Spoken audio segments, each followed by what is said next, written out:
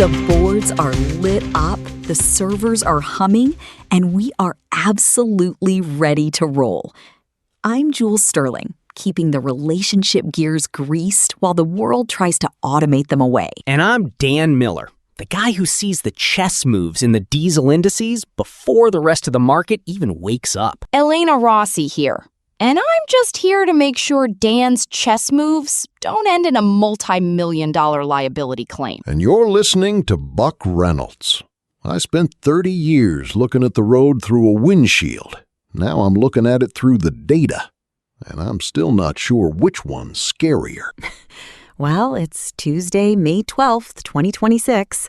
And after yesterday's marathon on the Hormuz fuel spike and that FMCSA license sweep, which, Buck, I think you're still shaking your head about, today is looking just as critical. My neck's still sore from the whiplash, Jules. Look, yesterday was about the shock.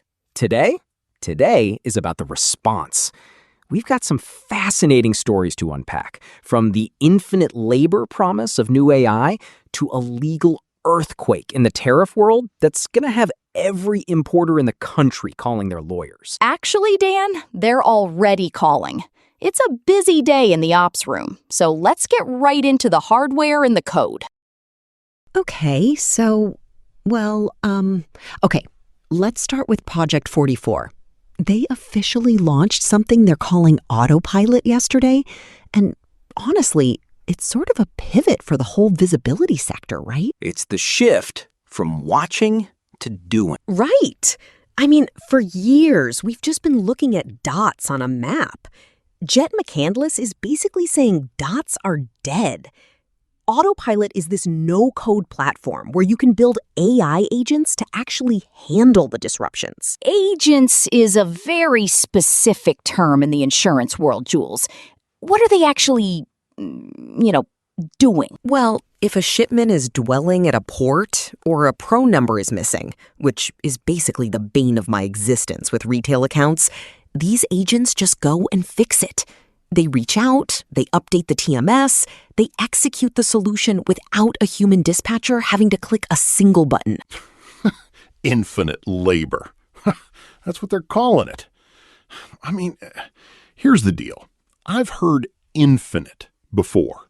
And usually it just means an infinite amount of ways for things to go wrong when the computer gets confused. Buck, look, the numbers are hard to argue with. They're reporting a 4% reduction in total freight spend in the beta tests, 70% less manual coordination. And check this out. McCandless says 85% of Project 44's own code is now written by AI. They're running a global tech giant with fewer than 600 people. That just tells me when the system crashes, there's nobody left to pick up the phone. I mean, who's checking the logic? If an AI agent decides to reroute a load of strawberries through a mountain pass in a blizzard because it's shorter, who stops it? Well, it's a visual workflow, Buck. Sort of a drag and drop thing. It's meant to be the VP of supply chain's dream. Transparency and action in the same window. My thing is the security. CISA and the NSA just put out a warning about agentic AI. If a bad actor gets into your autopilot, they aren't just stealing your data. They're rerouting your entire fleet to a warehouse in New Jersey that doesn't exist. Which ties right back into that $725 million cargo theft number we saw last year. It's always a trade-off, isn't it? Efficiency versus exposure.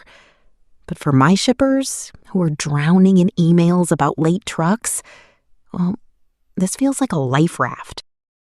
Speaking of life rafts, some people are swimming faster than others. Look, the market is showing this massive performance gap right now.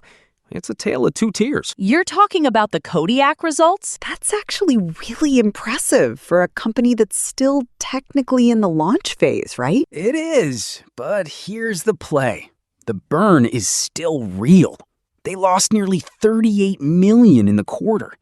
To keep the lights on for the driverless launch later this year, they just did a $100 million pipe finance. A pipe? Private investment in public equity, Buck. It's basically selling stock directly to big investors, but they did it at a huge discount, $6.50 a share when the market was at $9.10. Ouch. The stock dropped 37% on the news. Investors don't like getting diluted, but actually, from a risk standpoint, they now have the liquidity to actually reach the finish line. Bottom line, they're betting the farm on the tech being ready by Q4. On the other side of the fence, you've got legacy players like Forward Air and even the USPS still hitting some heavy weather. Well, Radiant Logistics seems to be the outlier there. They're actually showing some resilience in their snapshots. Radiant has a more agile structure. They aren't bogged down by the same massive fixed assets as some of the LTL giants. But Dan, my concern is that we're seeing physical AI companies like Kodiak becoming the new benchmarks, while the old-school brokers are being squeezed into a corner. You can't haul logs with just a stock ticker. Kodiak's doing a pilot with West Fraser Timber up in Canada, moving logs in remote areas. Oh, I like that. It's sort of the dull, dirty, and dangerous stuff we always talk about. Exactly. If the truck rolls in the middle of a forest and there's no driver to get hurt, I suppose that's the one place I'll give the robots a pass. All right, let's pivot to the Monday morning rate call logic. Now it's time for Spot Rate Tape, our Tuesday segment where we look at the raw numbers on the boards and what they mean for your capacity plan. Lay it on us, Dan. Look, we're heading into CVSA Roadcheck tomorrow, May 13th through the 15th, and the tape is already screaming squeeze. National averages are moving north because nobody wants to be on the scales. Every year, the same thing. What about reefer? My produce accounts are starting to sweat. Whoa, 344? Infrastructure demand, Buck. Seasonal construction is hitting a fever pitch. If you're trying to move an open deck load out of the Midwest right now, you're looking at $2.88 a mile outbound, nearly 20 cents over the national average. Is that just because of Roadcheck? It's the perfect storm. You have the California produce ramp. Salinas to Chicago just hit 306, up 8 cents in 7 days, converging with the inspection blitz. Actually, I'd argue that the rate floor has officially reset higher for the summer. It's not just a 72-hour spike. I agree. Bottom line, if you didn't lock in your capacity yesterday, you're paying the inspector tax tomorrow. That's Spot Rate Tape for this week. Back to the heavy lifting. You know, talking about all these expensive rates and high-tech AI, it takes a lot of support to keep a show like this on the road. It really does. And before we get into the legal earthquake in the tariff world, we want to give a quick nod to the person who keeps our digital engine running. Strategic logistics requires world-class engineering. And this show is powered by the stack developed by Eric Christensen at Neural Network Media. Look, Eric is the architect behind the code that lets us bring this analysis to you every day. Support the person behind the platform. You can visit our Patreon at patreon.com/Neural Network Media for a free trial. You'll get access to our daily briefing PDF, which, honestly, is the only way I keep my calendar straight. I just use it to see if Dan was right about the rates. Go to patreon.com/Neural Network Media and help us keep the high road open. All right, let's talk about the legal earthquake I mentioned. On May 7th, the U.S. Court of International Trade, the CIT, basically threw a grenade into the administration's trade policy. I saw the headline. They ruled the 10% global tariffs were unlawful? Correct, in a 2-1 decision. They basically said the administration exceeded its authority under Section 122 of the Trade Act of 1974. Here's the play. Section 122 requires a large and serious balance of payments deficit to trigger those tariffs. The court looked at the data and said, actually, a general trade deficit isn't the same thing. So they got caught using the wrong tool for the job? Exactly. But it's complicated. Currently, the ruling only shields the specific plaintiffs, the state of Washington, a toy company called Basic Fun, and a spice importer called Burlap and Barrel. So if I'm an importer for a major retail brand and I'm not one of those three, I still have to pay? For now, yes, but the gold rush has started. Thousands of companies are filing lawsuits right now looking for refunds and relief. The Justice Department filed an emergency request just yesterday to stay the ruling, though. They're worried about the chaos. If you invalidate a 10% global tariff overnight, the supply chain pricing we just talked about, it all goes into a blender. My thing is, we already saw imports into the Port of LA surging in April, up nearly 6%. If these tariffs get nuked, that surge is going to turn into a tidal wave. And the uncertainty is the killer.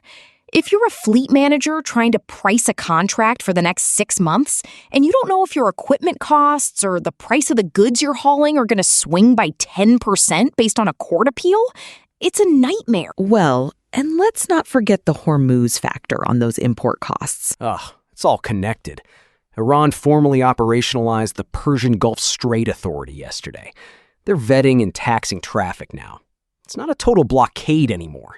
It's selective control. Selective control is just a fancy way of saying we decide who gets to sink and who doesn't. You saw the MV Langa? Liberian-flagged bulk carrier?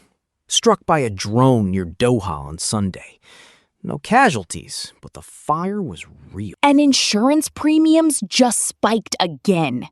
From 0.125 to nearly 0.4% of hull value.